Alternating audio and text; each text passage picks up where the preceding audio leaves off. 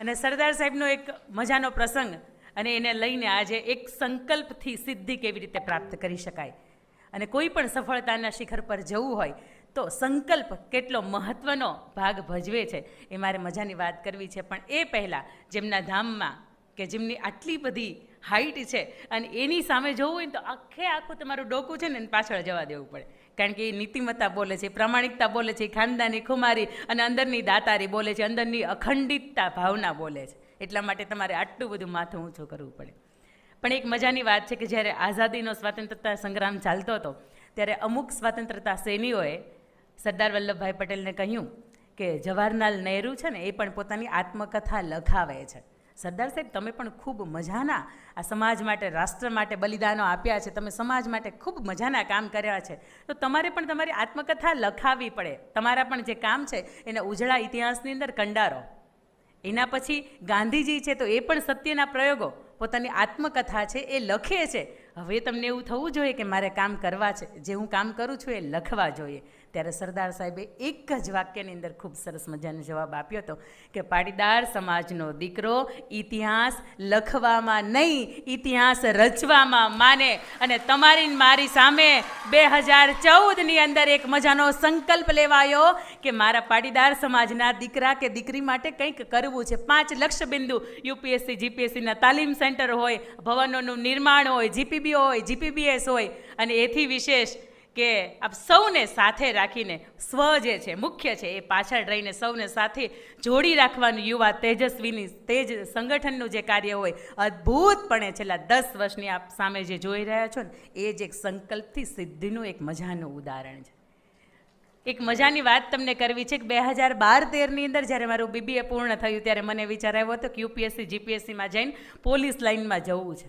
પણ ત્યારે એક સ્પીપા સિવાય આપણી પાસે કોઈ ઓપ્શન નહોતા. પણ આજે જ્યારે સરદારધામના પટાંગણની અંદર આવીએ ને ત્યારે એમ થાય કે 10 વર્ષ વહેલાં જન્મી ગયા.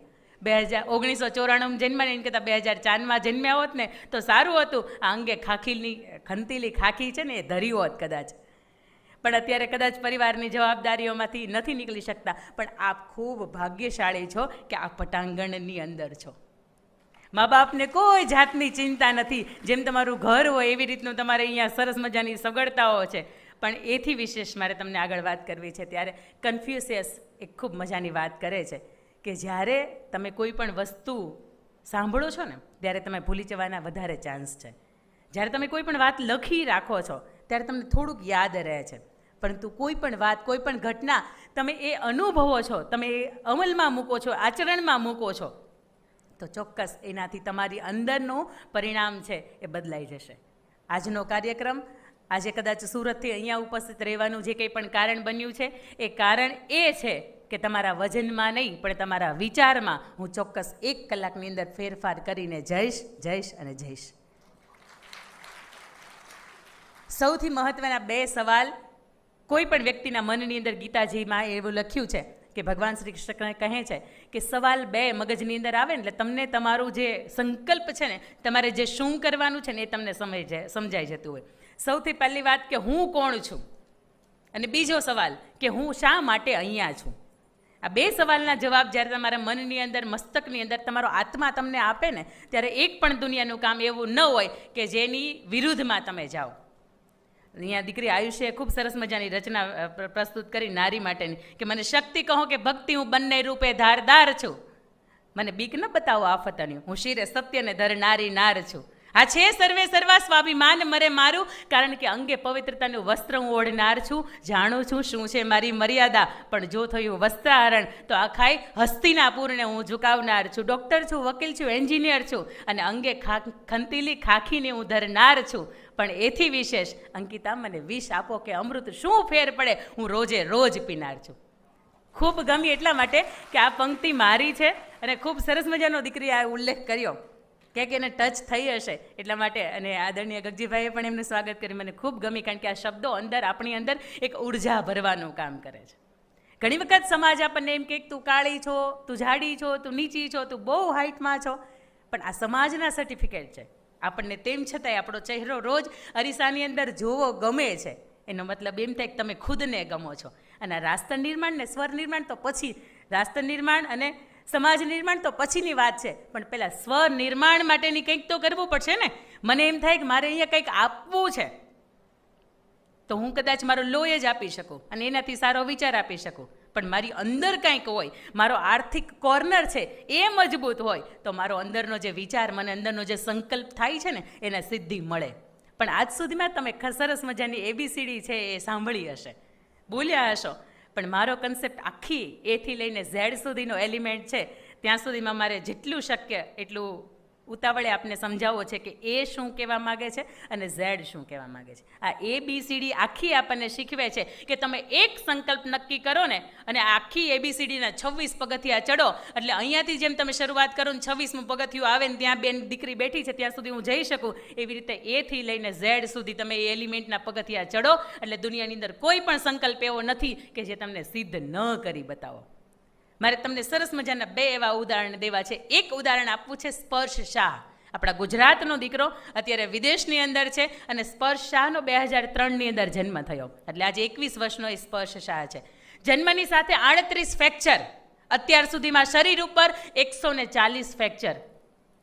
વાતાવરણ ઠંડુ છે એની અસર નથી મારી ઉપર, ખરેખર 140 ફ્રેક્ચરનું એ પેઇન સહન કરે છે. શરીરની અંદર 22 સ્ક્રૂ અને 8 ફ્લેટ, આટલું પેઇનફુલ લાઈફ. 3 વર્ષનો હતો, માતા પિતા જોબ કરતા હતા ગવર્મેન્ટ, આપણા ગુજરાતનો છે ને એટલે તમને એનું ઉદાહરણ આપવાનું મન થાય. માતાએ નક્કી કર્યું કે આ બાળકને જો મારે જીવન આપવું હોય, આ બાળકને મારે સ્વતંત્ર આર્થિક પગભર બનાવવો હોય, તો મારું જીવન જે છે ને એ મારી કારકિર્દી એ મારે બદલવી પડશે, અને આ ત્યાગ માં જ આપી શકે. માએ પોતાની ગવર્મેન્ટ જોબ છોડી અને બાળક 4 વર્ષનું થયું ને ત્યારથી એને પિયાનો વગાડતા શીખ્યું, એને સંગીત ગાતા શીખ્યું, એટલા માટે કે શરીરની અંદર એનું નામ સ્પર્શ, પણ તમે એને સ્પર્શ ન કરી શકો. સ્પર્શ કરો એટલે એના અંદરના બોન એટલા બધા ખરાબ કે તૂટી જાય. જીભ એક જ એવું છે કે જેની અંદર હાડક્યું નથી, એટલે જીભની શું થઈ શકે? જીભથી સરસ બોલી શકાય, જીભથી સરસ ગાઈ શકાય, અને એ બાળકને સંગીત શીખવે છે. એ 13 વર્ષનો હતો ત્યારે આ દુનિયાના મંચ ઉપર એને ટોક શો કર્યો હતો. એ એક જ ચેરની અંદર એને સૂવાનું, બેસવાનું, ઉઠવાનું બધું જ એક ચેરની અંદર. એના મમ્મી છે સતત એની સાથે રહે, એને પ્લેનમાં ક્યાંય મુસાફરી કરવી હોય તો પણ એક વ્યક્તિની સાથે એને સતત ડિપેન્ડન્ટ રહેવું પડે. તેમ છતાંય તે વ્યક્તિના આજે 2.5 કરોડ ફોલોવર્સ છે. સરસ મજાનો પિયાનો, હાર્મોનિયમ વગાડે છે.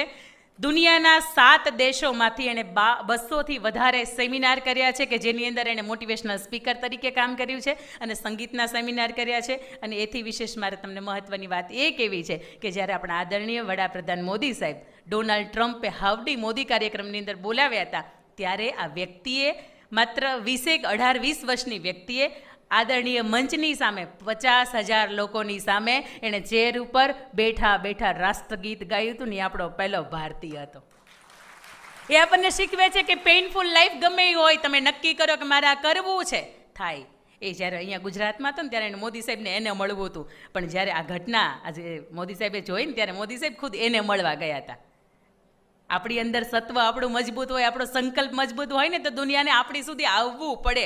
અને એના પછી મારે તમને બીજી વાત કરવી છે કે તમિલનાડુની નાગરત્ના, આ દીકરી ધોરણ 10ની અંદર હતી. શિક્ષણ કેટલું મજબૂત છે હું તમને એ કહું છું, શિક્ષણ કેવું જિંદગી બદલી શકે મારે તમને એ વાત કહેવી છે.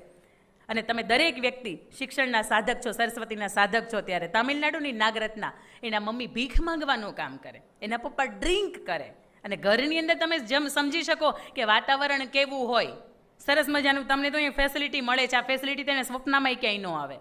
એક પણ જાતના ફ્રૂટ, એક પણ જાતના દાળ ભાત, સ્વીટ, મિષ્ટાન કાંઈ આવે જ નહીં. મમ્મીની સાથે ભીખ માગવાનું શનિ રવિ કામ કરે ને. દીકરી સોમથી શુક્ર ગવર્મેન્ટ શાળાની અંદર ભણે. એક વખત એના મમ્મીને પૂછે છે, મમ્મી આખી જિંદગી આવું જ જીવવાની છે? તને જોઈને મને એમ થાય કે ભીખ માંગું, પપ્પાને જોઈને એમ થાય કે મારકૂટ કરું, આવું જ મારે જીવન જીવવાનું છે? ત્યારે એના મમ્મી અભણ માતા, આપણે જેને અભણનો બિરુદ આપ્યું છે, એ માતા એને શીખ આપે છે કે ના બેટા, તારી જિંદગી બદલાઈ શકે છે, પણ જો તું તારું શિક્ષણ મજબૂત કરે અને તારા શિક્ષણની અંદર તું ખૂબ આગળ વધે ને તો આ થઈ શકે.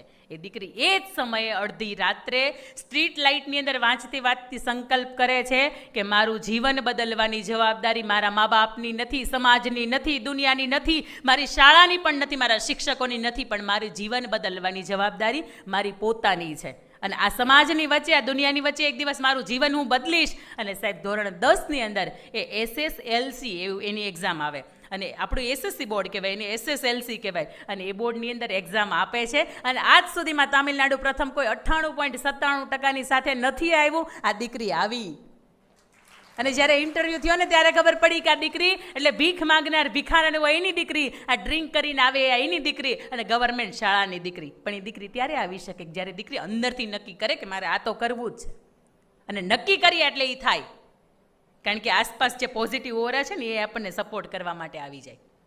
અને એના પછી મારે ત્રીજી વાત કરવી, જેના હાથ નથી. અને હમણાં તમે સરસ મજાનો એવોર્ડ એનાયત થયો સરસ્વતી દેવી રાજસ્થાનના, કે જેને 2 હાથ નથી ને તેમ છતાંય તે પેરા ઓલિમ્પિકની અંદર આર્ચરીની અંદર પોતે 2 ગોલ્ડ મેડલ લઈ આવે છે ને 1 સિલ્વર મેડલ લઈ આવે છે. સાહેબ આ ત્રણ ઉદાહરણ જેટલા કાફી છે કે જે તમે નક્કી કરો ને એ થાય હું નહીં.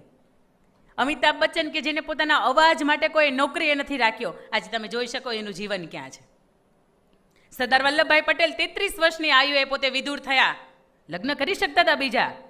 એને કોઈ એવું નહોતું કહ્યું કે સમાજ માટે તમે આપો, કારણ કે 2 સંતાનો હતા, મણિબેન ને ડાયાભાઈ. તેમ છતાં એણે નક્કી કર્યું કે નહીં, મારું સમગ્ર જીવન હું સમાજ માટે વિતાવીશ. એ આપણી સમક્ષ ઉદાહરણ છે. બિલ ગેટ્સ ગ્રેજ્યુએશન એ પૂરું નહોતું કર્યા, તેમ છતાંય તમે જોઈ શકો બિલ ગેટ્સ અત્યારે ક્યાં છે. રજનીકાંત ડ્રાઈવર હતા, અને તેમ છતાંય તે આજે પોતાના ક્ષેત્રની અંદર ખૂબ સફળ છે. ધોરણ 10 સચિન ફેન છે, તેમ છતાં આજે આપણે એને ગોડ ઓફ ક્રિકેટ તરીકે ઓળખીએ છીએ. આ દરેક ઉદાહરણ એવા છે કે એવું સાબિત કરે છે કે જીવન એ નથી જે તમને મળ્યું છે, જીવન એ છે કે જેને તમે બનાવો છો. દુનિયાનો એક પણ વ્યક્તિ સફળ એવો નથી કે જે નાનપણથી પૈસાના ગોદડીની અંદર સૂઈને આવ્યો છે. ડૉક્ટર APJ અબ્દુલ કલામ, કેવી દારૂણ દરિયાકાંઠે રહેવાનું, અને એના માતાને જમવું હોય ને તો એ દીવો ઠારી નાખે, એટલા માટે કે ડૉક્ટર APJ અબ્દુલ કલામ નાના હતા ને ત્યારે થોડોક વધુ સમય વાંચી શકે. આમાં એટલા માટે કદાચ 8મી માર્ચ ને આટલું સામૂહિક રીતે ઉજવીએ. 17 નવેમ્બર વિશ્વ પુરુષ દિવસ છે, પણ તેમ છતાંય તે એટલો બધો ભેગા નથી થતા, પુરુષો ભેગા નથી થતા, એટલા માટે નહીં ઉજવતા હોય. પણ આપણને અંદરથી હરખ થાય કે આપણે ચાલો ભેગા થઈએ. અને હું તો એમ કહું છું 8મી માર્ચ એક જ નથી, માર્ચ મહિનો અડધો ચાલશે, આખો પોણો ચાલશે, અને ફેબ્રુઆરીની પાછી 15-17 આવી જશે ને ત્યાંથી ચાલુ થઈ જાય.